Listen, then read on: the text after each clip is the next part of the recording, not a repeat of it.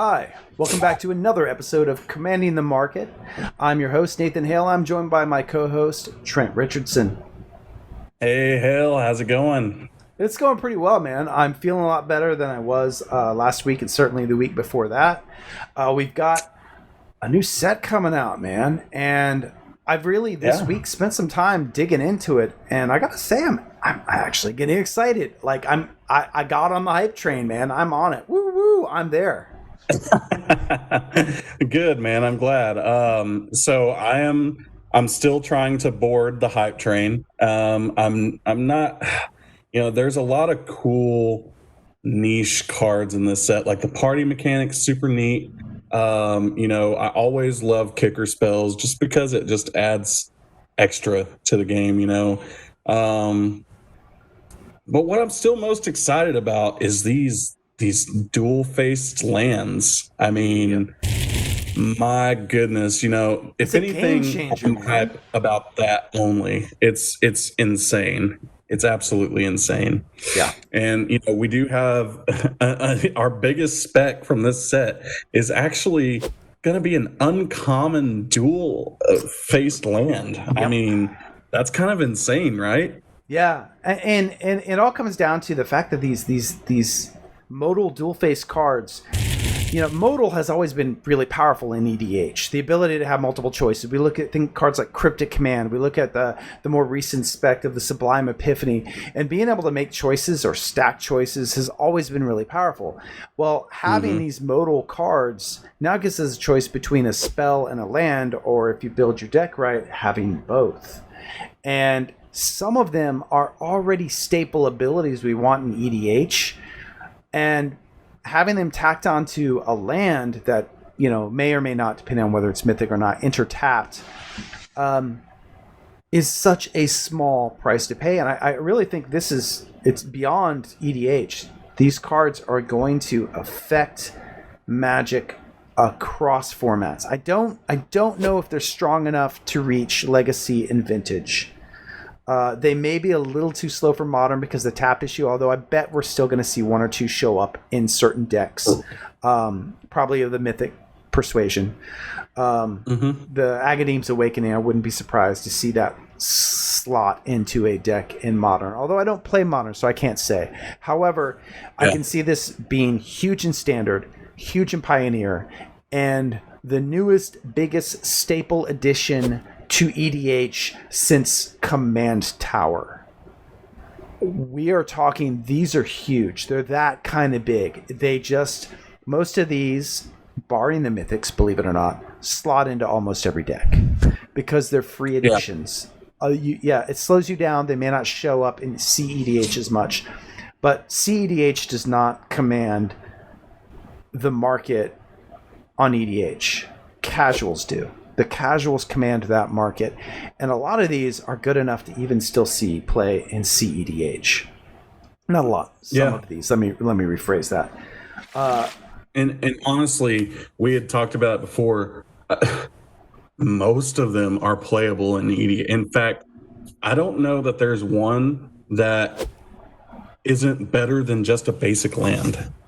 I mean, there's a couple that maybe that are worse than a basic land slot, sure. But for the most part, I'm totally cool with playing a 3/3 green elephant for 3 that has the possibility of becoming a 5/5 when a land comes into play, or playing a tapped forest. Yeah, like Hogras Mauling, for example. I mean, that's a destroy target creature or planeswalker. That's a very viable effect in EDH.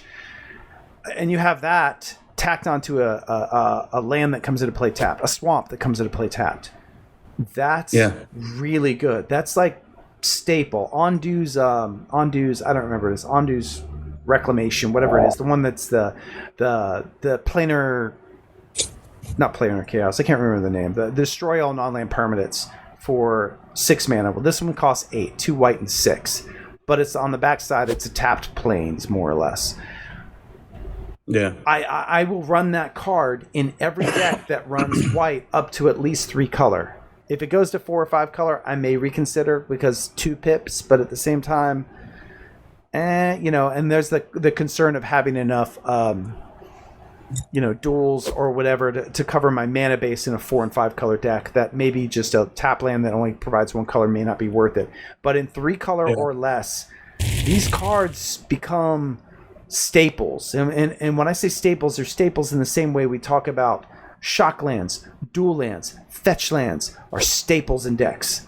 These will become every bit as much a staple, in my opinion, in these 3 color or less decks.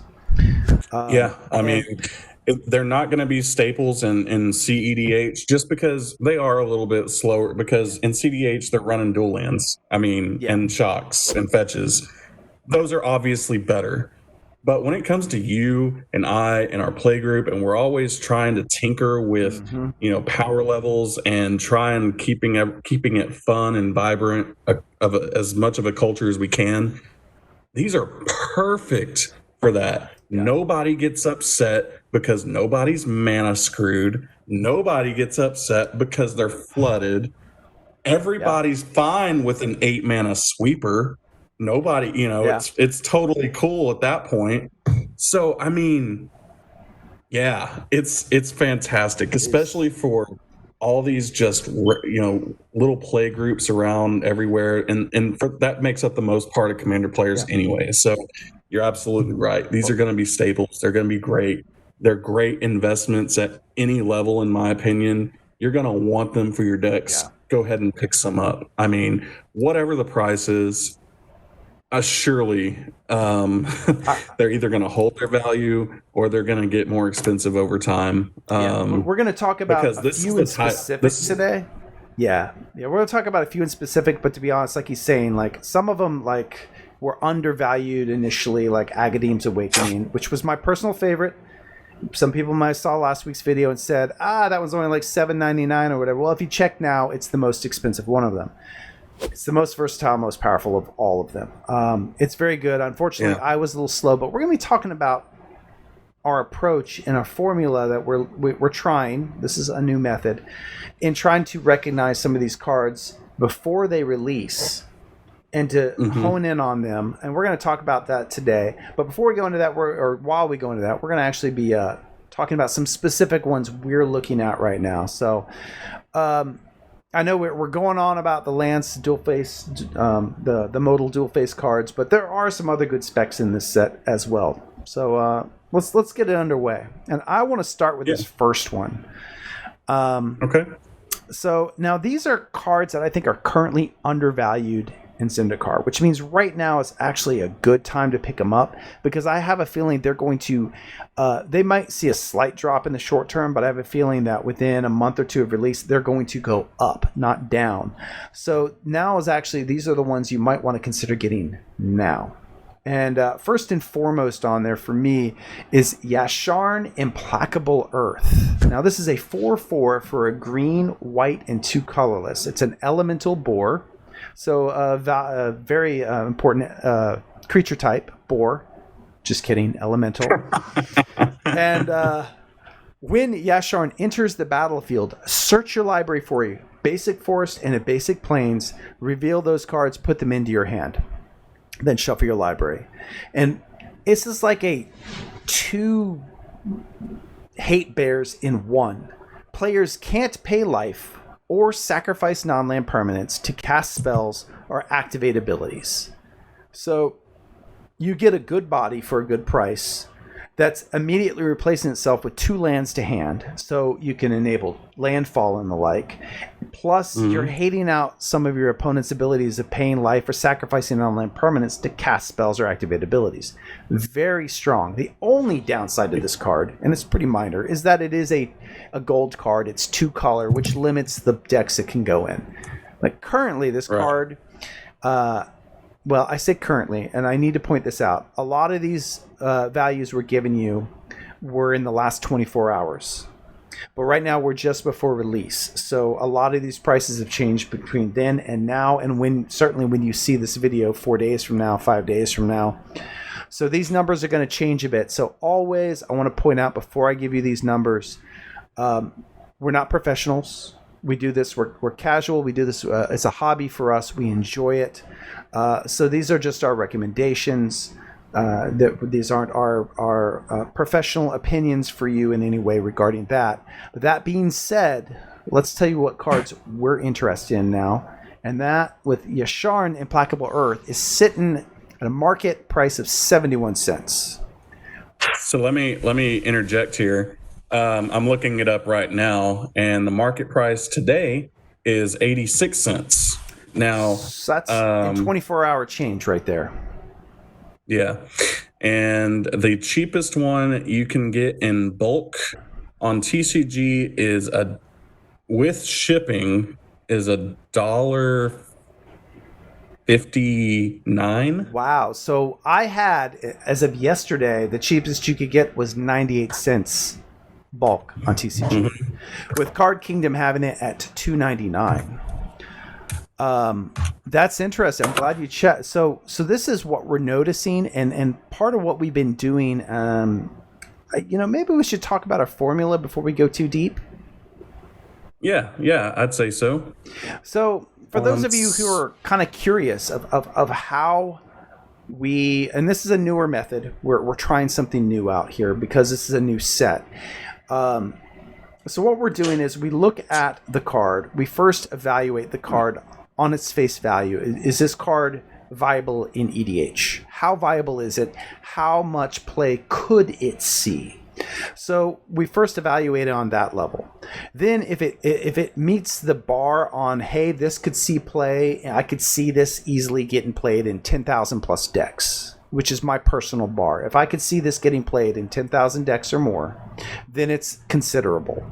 So at that point, I look at its price. And if I look at its price first, I'm going to go over to its market or its mid. These are before it's even come out.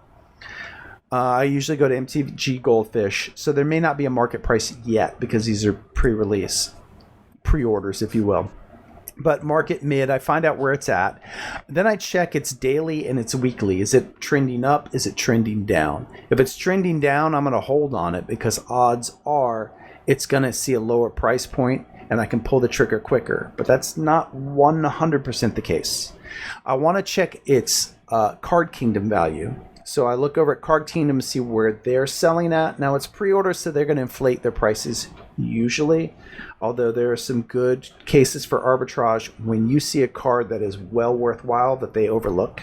Case in point, Agadeem's Awakening, which I wish I'd been a little quicker to see this. They had it at $7.99. And of course, they sold out on all the 8 copies they put up there for pre-sale. And of course, that card's sitting, as we recording this, at around $15-16. Which is one I knew out the gate was going to be one of the biggest cards in the set, hands down. So there are chances early on if you're able to see that potential there. But then you also want to go and see what it is in bulk over on TCG. And you don't have to limit yourself to just Card Kingdom, as Trent, I know you pointed out. We were discussing this just yesterday. Trent dug in while we were discussing this new formula and approach. And he noticed that, we checked a few others, Star City Games, Channel Fireball, and the like, to see who was sold out and who wasn't. On quite a few we'll be talking about today, I listed just the Card Kingdom. Quite a few of them were already sold out at the Card Kingdom price, which was, for me, a huge indicator. And when we started looking at other online major vendors, we noticed quite a few of them were also sold out. In some cases, they weren't. And we got some steals of a deal, did we not? We did.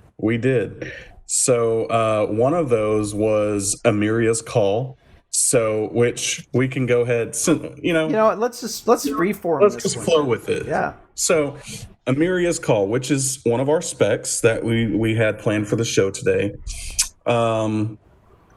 Mid 771, Card Kingdom price $8.99, but out of stock. So we go to Cool Stuff Inc. and they have it for $9.99. Well, before that, this is actually, let me interject for a moment. This card is the one where I first triggered, like, this is how this may work. So Ameriyas Call, I looked at the difference. I saw $8.99 out of stock at Card Kingdom, $7.71 mid. So I said, what's it on TCG? I saw two separate listings, one for $6 with a couple, which I bought, another for $7 with 3 or 4 copies. I didn't buy. I bought my 2 because I was like, oh, this is a good deal. I checked about an hour later while I was still looking through all this because I was like, I like that deal. I might buy the ones for $7 too. They were already gone. The next lowest was 11 and some change on TCG. At which point I said, okay, wait.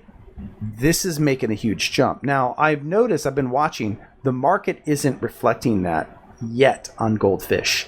Yet, it's out of stock at $8.99 at Card Kingdom. I believe it was out of stock also on Channel Fireball.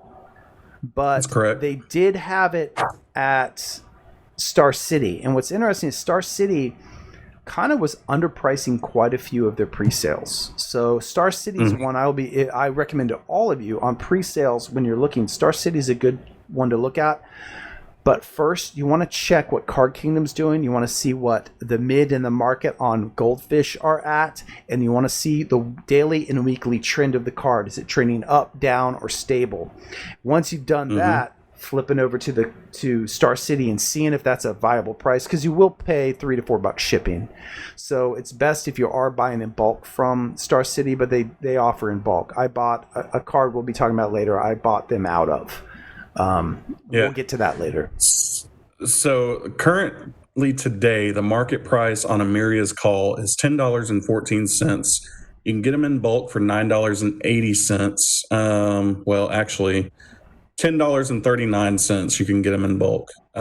Cheapest you can get is $9.80, but there's only 1 or 2 copies available at that price. So you could do that. Now, yesterday we did get our copies for $7.99. Yep.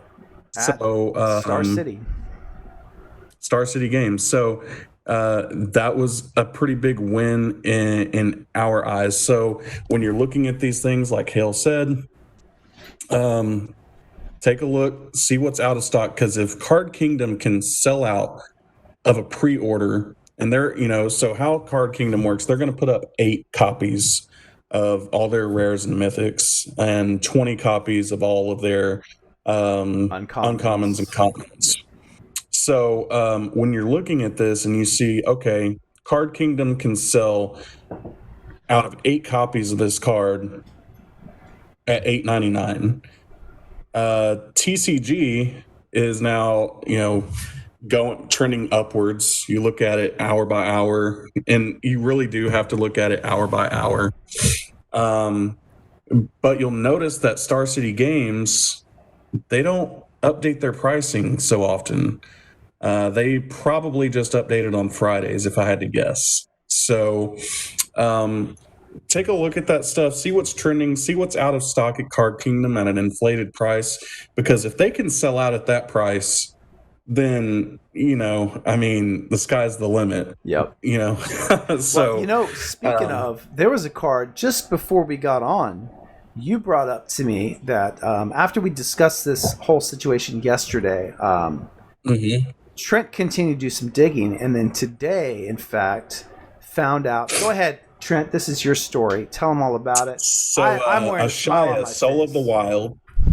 We'll talk about Ashaya, Soul of the Wild. It's a 3 and 2 green legendary elemental.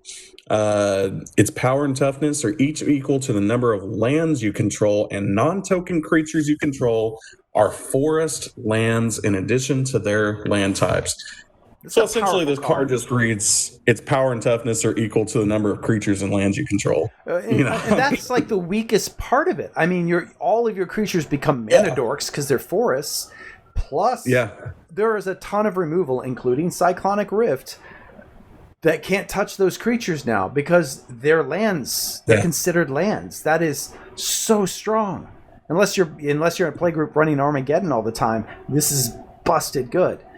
So continue to tell them about it. So Card Kingdom had this card earmarked at $12.99. Of course, they sold out of all 8 of their copies at $12.99. TCG has been slowly trickling upward. I think they started out at release at about $15 each, and then it dropped down a couple of days later down to about $9.99. Currently today, market price and low is $17.77. That is the cheapest you can get it on TCG Player. And they have, there's like 4 or 5 copies you can get at that price. So that is the bulk price. I was able to get mine at Star City Games. They had 40 of them available for $7.99. And I got mine as well, thanks to Trent pointing that one out. Yeah. So especially a card like this, that is such a huge spread. And I know it's early. I know the price is going to go down. It's not going to be $17.77 after this weekend. It won't be that price after next weekend. But if it can get there pre-sale, and it's very viable in EDH. Mm-hmm. I mean, even $7.99 is a good deal for an effect like this. On a so mythic. I'm okay. I don't think it'll ever go below $7.99. I think for a mythic with this kind of ability, $7.99 is just easy, And it's a super relevant creature type, a boar. Just kidding, element. Yeah. Yeah. So that was a pretty big win. So if you guys see this on Monday, and again, we're sorry, guys. This is why we're telling you our system, because it's hard to get you the info quick enough when these releases are coming, because it is such a quick response time.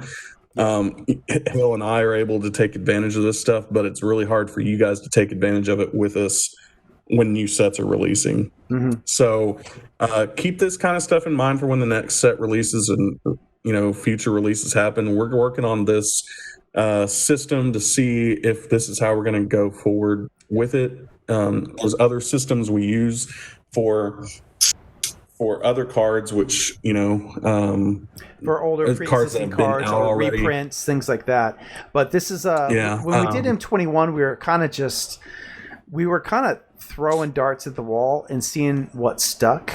And it wasn't until this one that I think we finally figured out what may, and again, this is a work in progress, to see if this system works. And obviously there'll probably be some changes, we'll see, but we won't know this till about 4 to 6 weeks out. Once we know, we'll kind of readdress it with you guys down the road and go, hey, this is what worked about it, this is what didn't, and we'll just cover that in a portion of one of our future episodes. Yeah. So in brief, basically the system is check Card Kingdom. If their copies are sold out pre-release at a certain price point, check on TCG. If TCG is trending up from that price, check Goldfish also to make sure to check the generally the daily and the weekly to see where that's trending up or down. That's helpful. Mm-hmm. But when you have a spread that's a double up or half price in this case, that's like a no-brainer. Again, then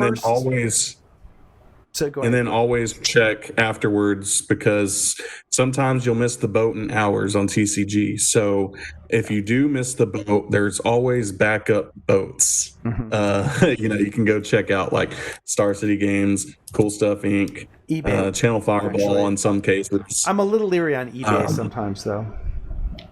Yeah, a little bit. I buy a lot of eBay, but not on a pre-release. I haven't done that.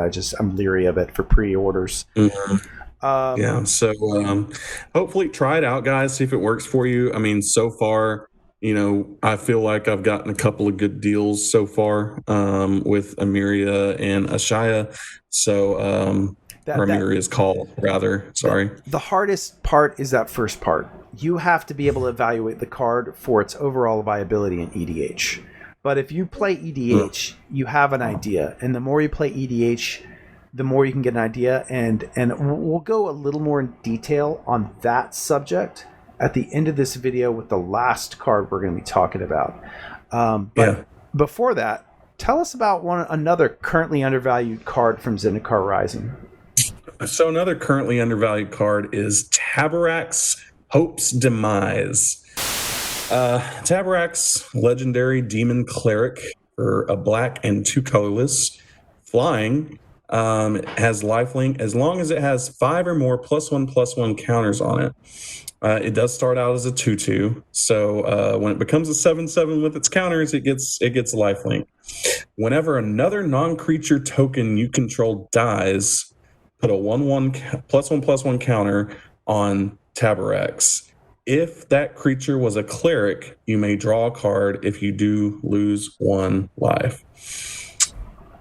First of all, anything that says do something with another non-token creature dying is breakable. Yeah. Draw a card. I mean, we've seen with Corvold how good that was. I mean, this right here just slots right into Corvold. Every Corvold deck, every sacrifice deck, every cleric. I mean, most. I think Shadowborn Apostles here with what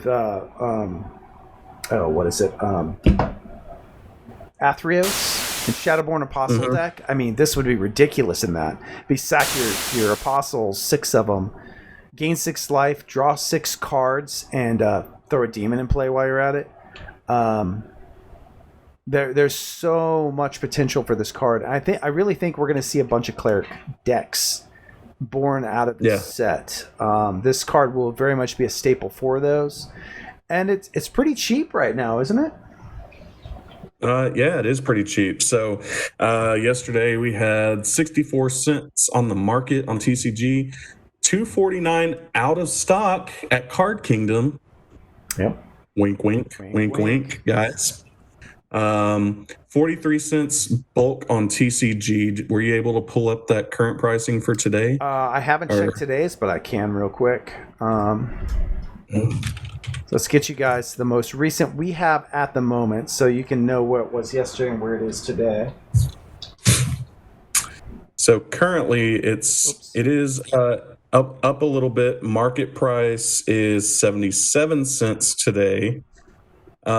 Cheapest available on TCG is $1.15, I think. Wow! So it's more than doubled up on the available on TCG because it was 43. $1.21. So $1.21, and there's on that listing 1 of 16 available. So $1.21 on that. Yeah, more than double up for Taberax overnight. Which again, guys, happens in pre-release. So take it with a grain of salt. Yeah. That's still a good price, though. I mean, and furthermore, kind of to piggyback on the cleric thing, I wonder if that's going to have an effect on legions. Original Legion. Oh, well, we've already seen that, actually. We've seen a huge spike in the uncommon. I can't remember what his name is. He's a cleric. He's a 2/2 cleric for a black and a white mana, and he costs reducer for all of your clerics by a black and a white mana. That card has jumped to over $10, and it's an uncommon from, I think it was Scourge. Or Scourge, Legion, that onslaught block. Had a lot of good clerics available in it, and I mean, so if you want to go grab some of those now, I think that Taberax, being a legendary cleric creature, is going to kind of reinvigorate that cleric EDH market. I guarantee but even if you're not building, even if it's not just a cleric deck you're building, this guy doesn't have to be a commander. He's just good in any kind of black-based sacrifice aristocrat style deck, and there are tons of aristocrat style decks on EDH Rec. So, this guy's probably going to be a staple in any of those decks for sure. Yeah. What else we got? We got one more. I want to talk about Limbala here. I'm really big on Limbala. Limbala, Shield of Seagate. Now she is a 3/3 flyer for a blue, a white, and a colorless, which is decent sets to start with. However, we're talking EDH. you're not going to get there swinging with a 3/3 flyer. Why is she really in here? Well, let's look at what else she does. At the beginning of combat on your turn, if you have a full party, I mean, it's bringing the house down here. We got a cleric, a wizard, a warrior, a rogue. We got it all, right? Choose target non-land permanent opponent controls. Until your next turn, it can't attack or block, and its activated abilities can't be activated. Freeze, you're in jail, right? You know what? Yep. That's kind of... That's magical Christmas tree land here, right? She's a wizard herself, but you're going to need 3 other creatures on the board with the creature types relevant. That's not actually probably going to happen that often. Let's be honest, in EDH. It's just not. However, you can pretty much guarantee that last ability is going to be really viable. And that last ability is you can sacrifice Limbala and choose hexproof or indestructible. Creatures you control gain that ability until end of turn. That is incredibly powerful effect. The ability to stop a board wipe other than you sack Limbala, or to stop a targeted removal of a combo that requires one of your creatures. Very powerful, but also she's a 3-drop, which means she's recurable with things like Idol of Endurance or Sun Titan or so many other effects that are out there. Plus, she can even be your commander if you just need to make sure your guys stay alive.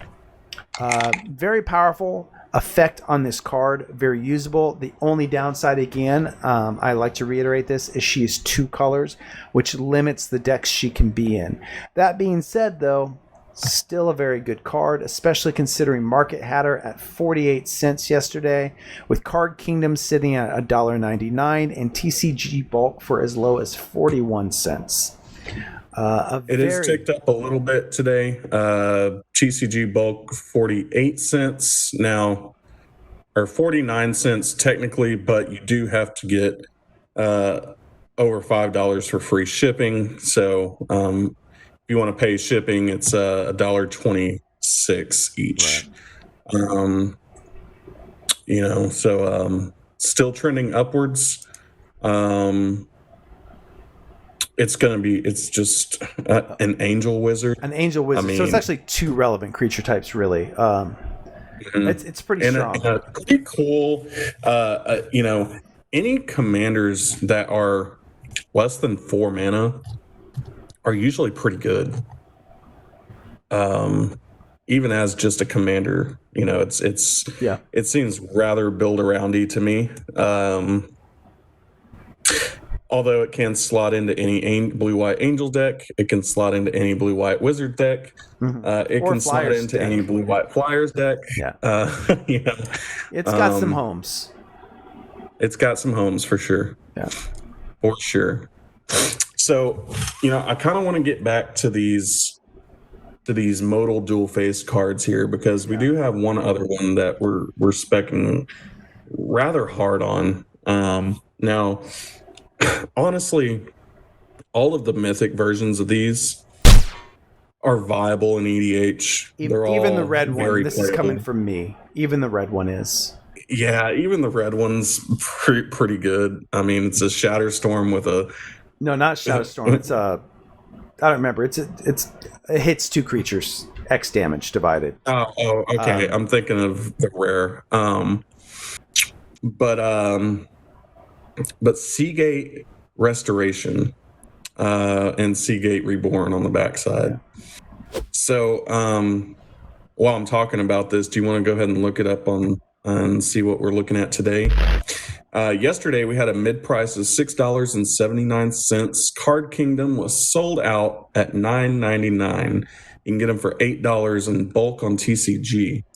Now, first of all, it's a 4 and 3 blue, so it does have 3 blue pips, which, anything with more than 2 is hard to fit into 3 or 4 color decks. But I mean, with a land on the back, it's kind of a free spell, especially if you have even 1 or 2 cards in the deck that let you, bounce lands back to your hand, or bring spells back from your graveyard to your hand. Blue's home of Moonfolk, which are notorious for bouncing lands back to your hand. Exactly. So it is a sorcery, and you're going to draw cards equal to the number of cards in your hand plus 1. And then you have no maximum hand size for the rest of the game. So forget about your reliquary towers. All you need is this on turn 7. And on the backside, of course, it's a land that comes into play. You pay 3 life, and it comes into play untapped for a blue source.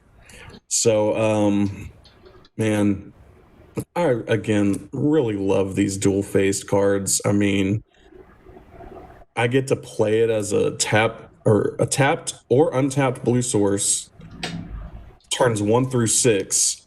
Turn 7, I have the option of just drawing tons of cards and not having a hand size for the rest of the game.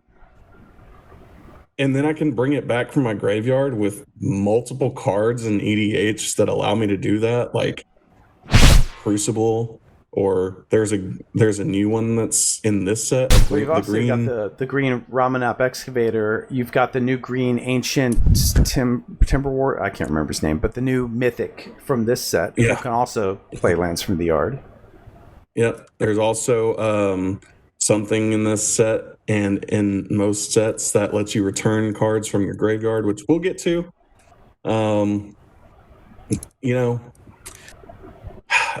So what are we at today, Hale? So our market price today is $8.63. However, to note, it is available on TCG in bulk. There's exactly 4 copies, so it constitutes as bulk. You can get it for $7.84 with shipping included, up to 4 copies. Okay. So not too bad. I would highly recommend, if you're still able to see prices like that, you jump on them. And I'm going to be honest. I'm just going to say it at this point.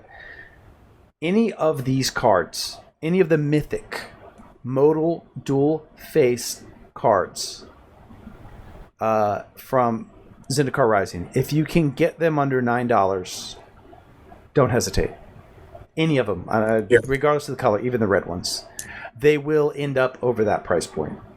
I have no doubt. On a couple of them, it may take some time to get there. Some of them, not so much. Again, I'm kicking myself for not grabbing those $8 Agadeem's Awakening. I wasn't paying attention to the prices at the time. I was waiting to do this, and that few-day delay cost me. Hopefully, us telling you guys, and by the time you watch this, you're still able to get some of these deals we're referring to. That's my hope. For sure. And so next we have Card Kingdom had it $8.99, and it was out of stock from them. So on this particular one, $9.99. Sorry, $9.99. Yeah, $9.99. It's one of the better ones, in my opinion. Of course, I am partial to blue, and I know you are too. Oh yeah. So, it might be the best one of the 5.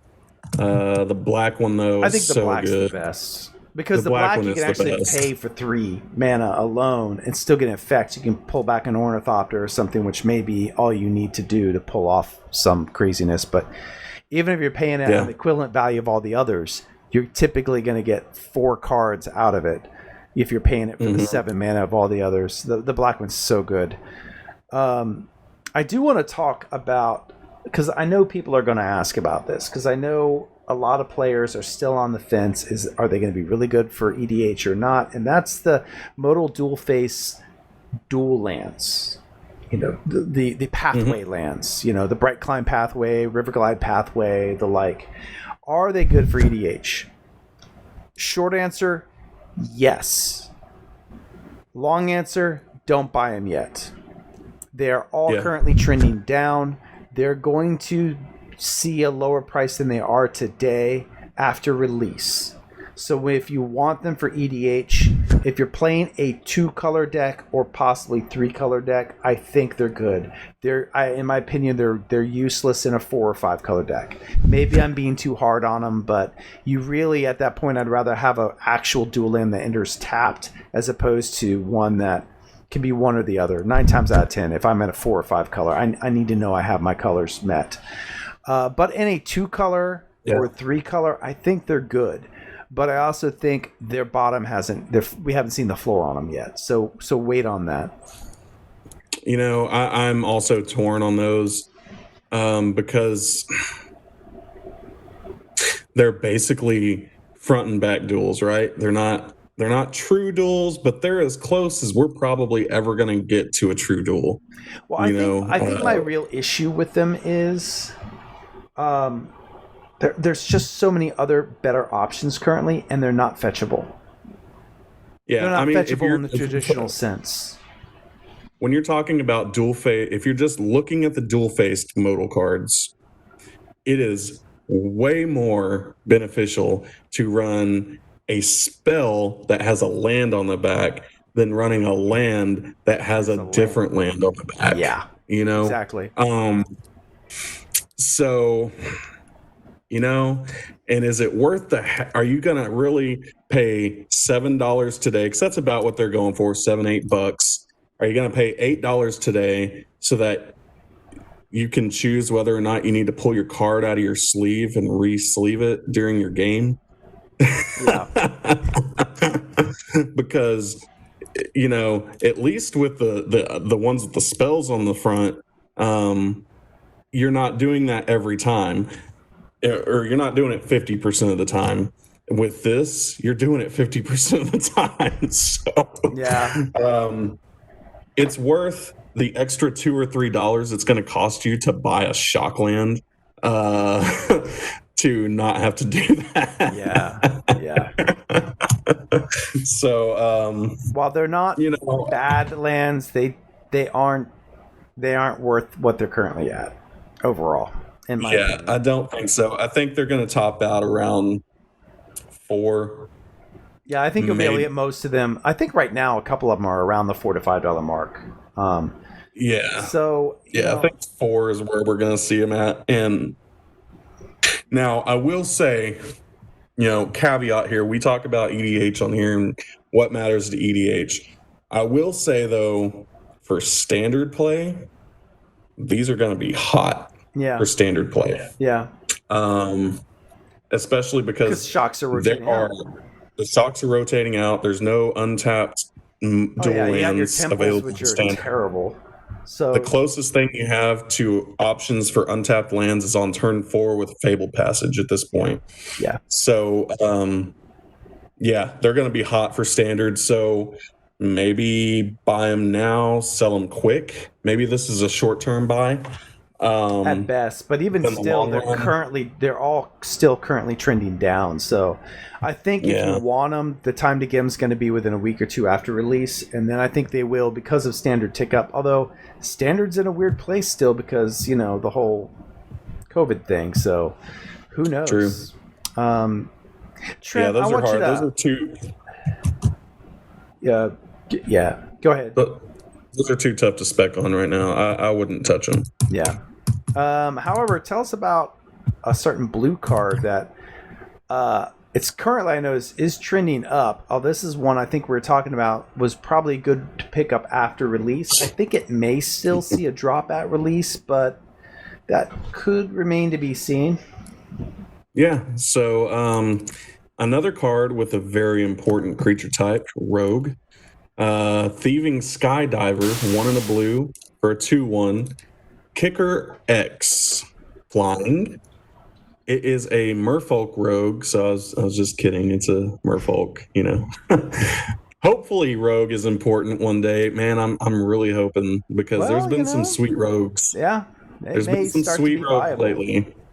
Yeah, so anyway, when Thieving Skydiver enters the battlefield, if it was kicked, gain control of target artifact with converted mana cost X or less. If that artifact is an equipment, attach it to Thieving Skydiver. So this is kind of cool because, for 2 in a blue, you get to steal a Soul Ring. For no X cost, you get to steal a Mana Crypt. Well, actually, no, because the X can't be 0. You always have to pay at least 1 into it. It's that's right. It does, in fact, say X can't be 0. So, my bad. I'm sorry. That would be sweet, though. I guess they thought of that. Yeah.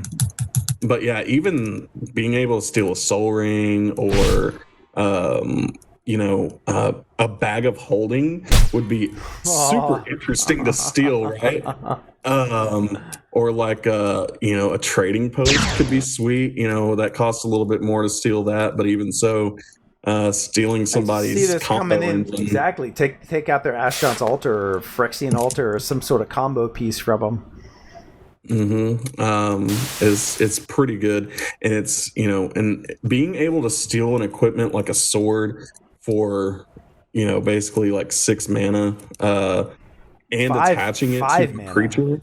You don't want to pay 3; you'd pay a total of 5, and it would auto attach 5. to the Yeah, Skydiver. you're right. 5.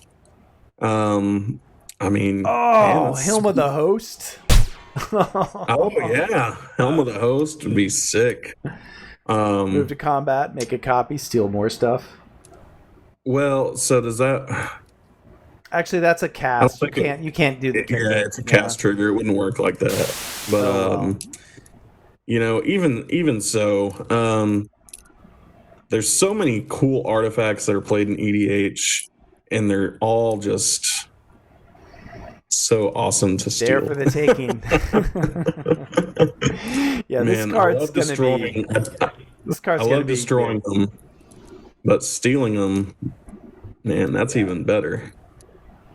So anyway, I haven't talked about the pricing yet. So yesterday, if you want to look it up while I'm talking about it, I've got it. Yesterday, $2.73 on the market. Currently, $2.43 bulk. Currently, market price of $3.41. So this has jumped a bit.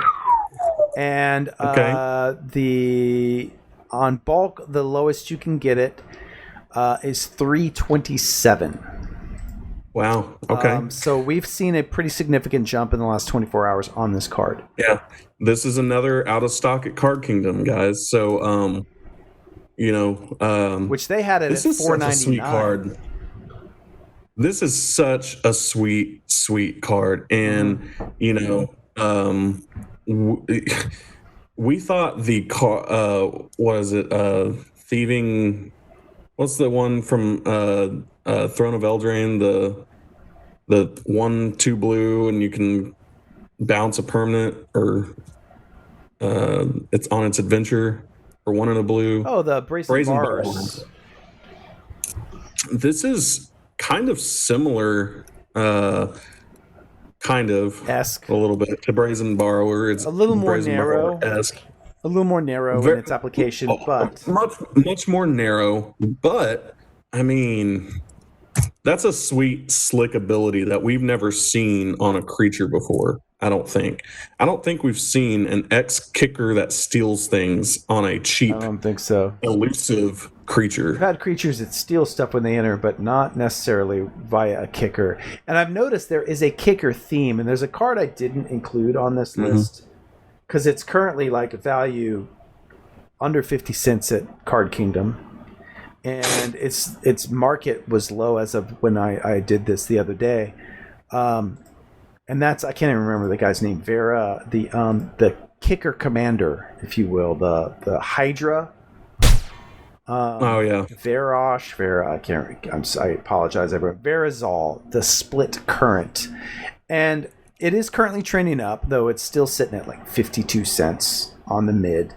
And I think it's mainly because I don't know at this point how viable a kicker themed EDH deck is.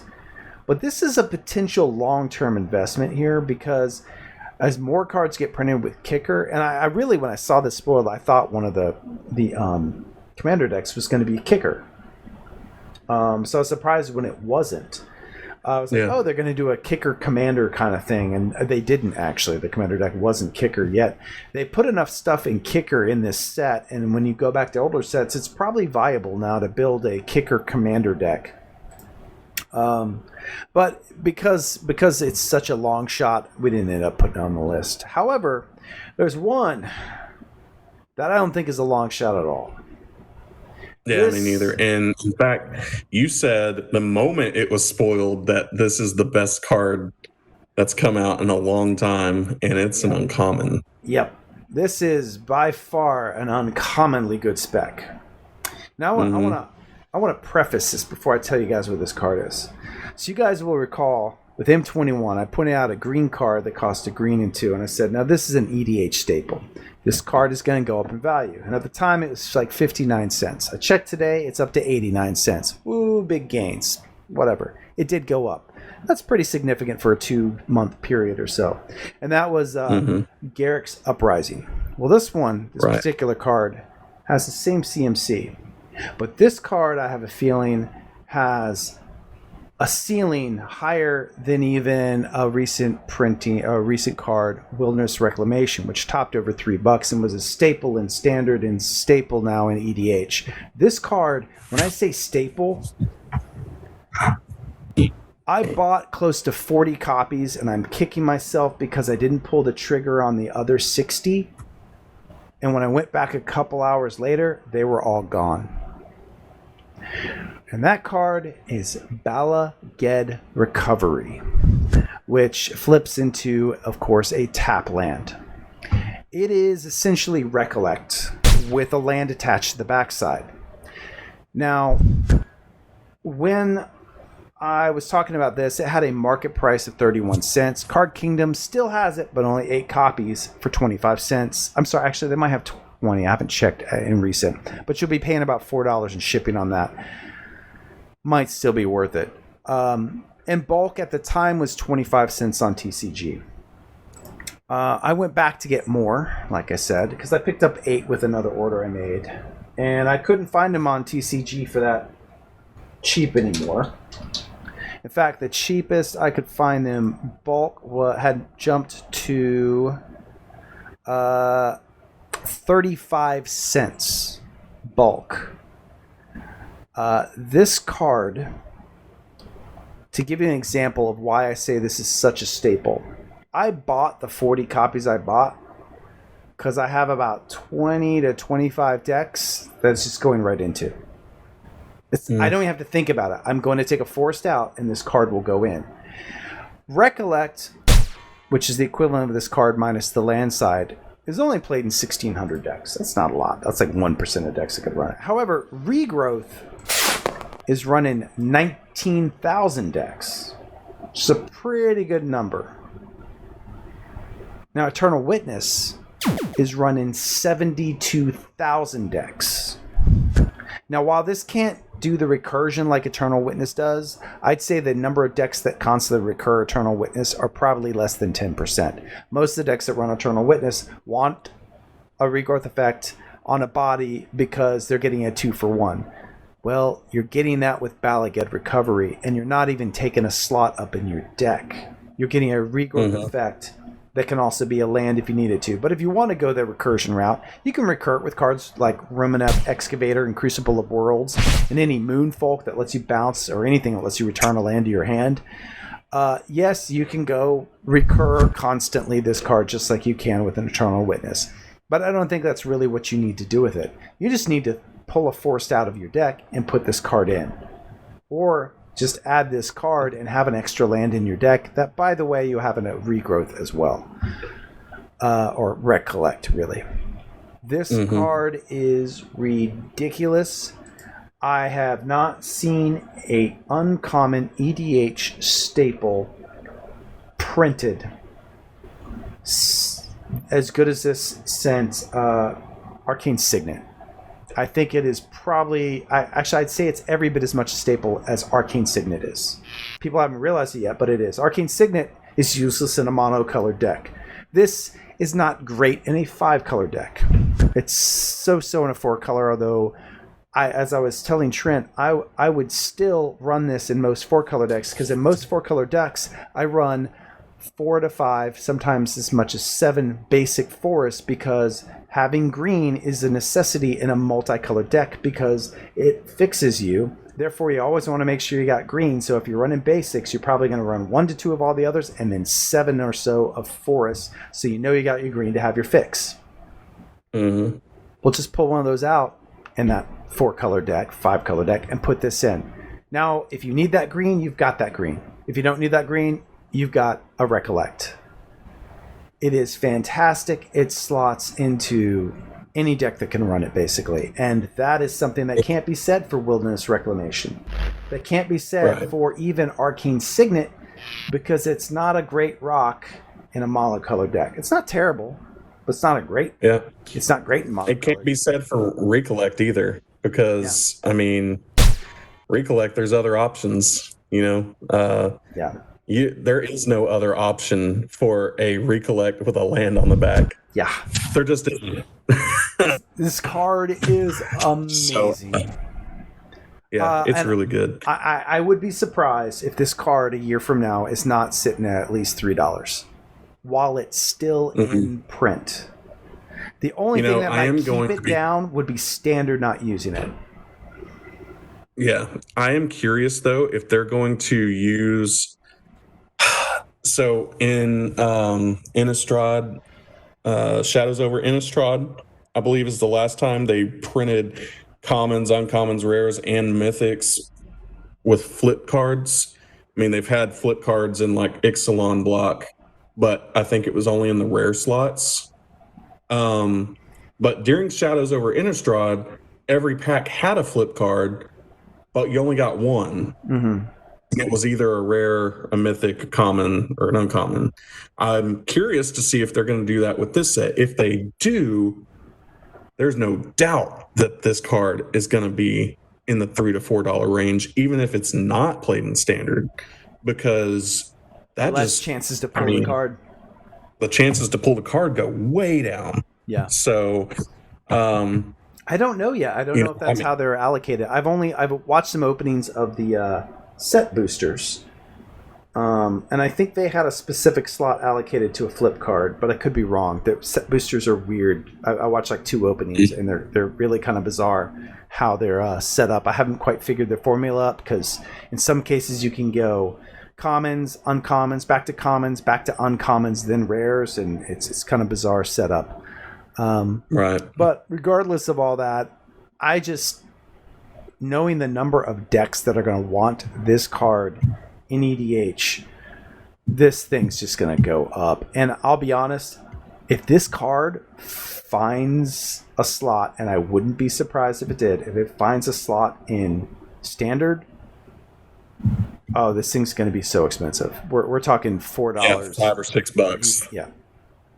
So easily. Just be ready for that, guys. Get your copies if you can. Right now, as you said, you can still pick up bulk. I literally went and I bought out Star City. They had 29 copies left.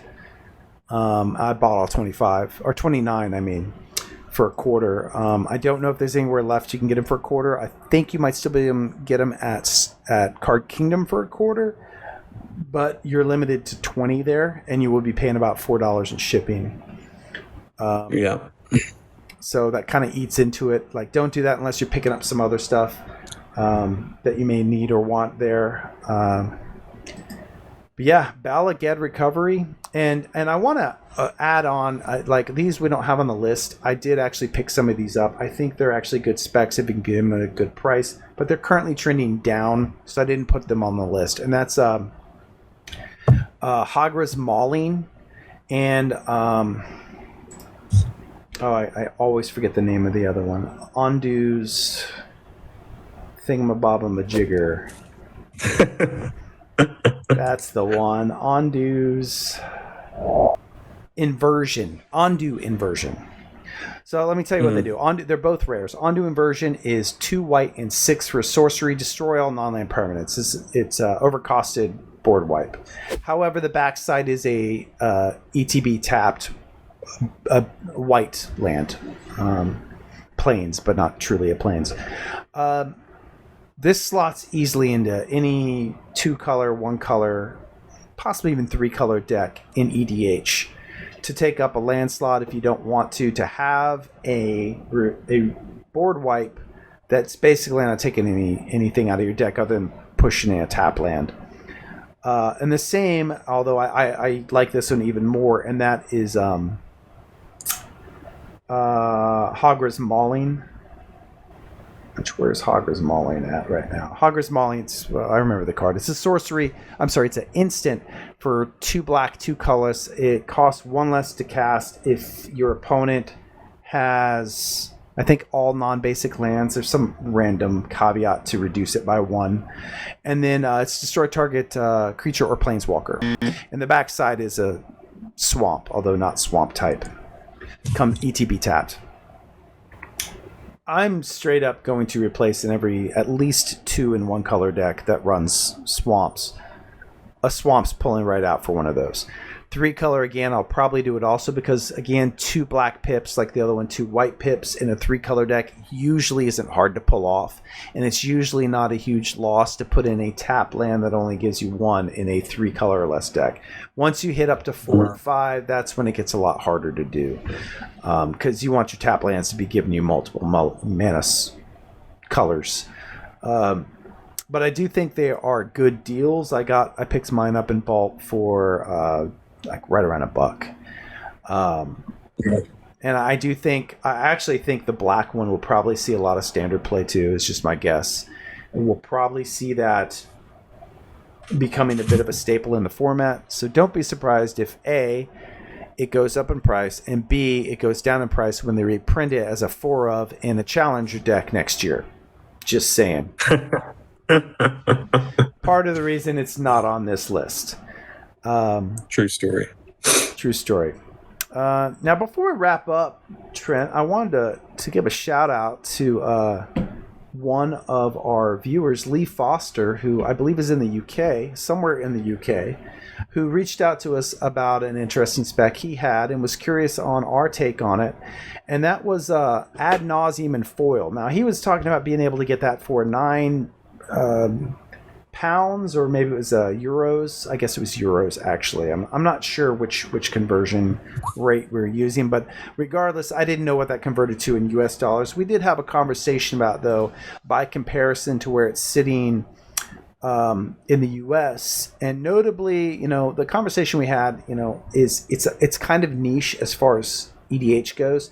It is fairly highly played, but particularly in CEDH. It sees playing about 8,000 decks, and those are CEDH typically.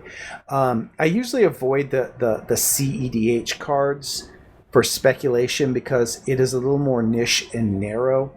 I want cards that see played both in CEDH and outside of CEDH more. However, that being said, he did notice there was a good spread between Card Kingdom's price and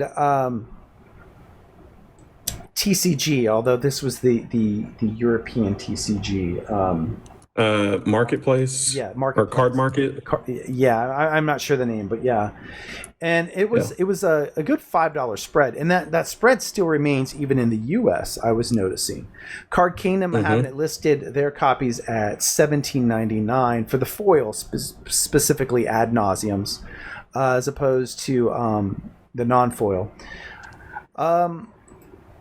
Which I think, as I told Lee, I think it's not a bad spec, but the card is trending down, and it's still trending down, which is why I usually look, and I know Trent and I have been back and forth on this, there's a good chance the risk is higher, there's a better chance when it's plummeting down to get in on it, but I like to know where the floor is, and I don't mind paying a tiny bit more when I see that floor hit, and then I start to see the uptick. Then I know it's hit that floor.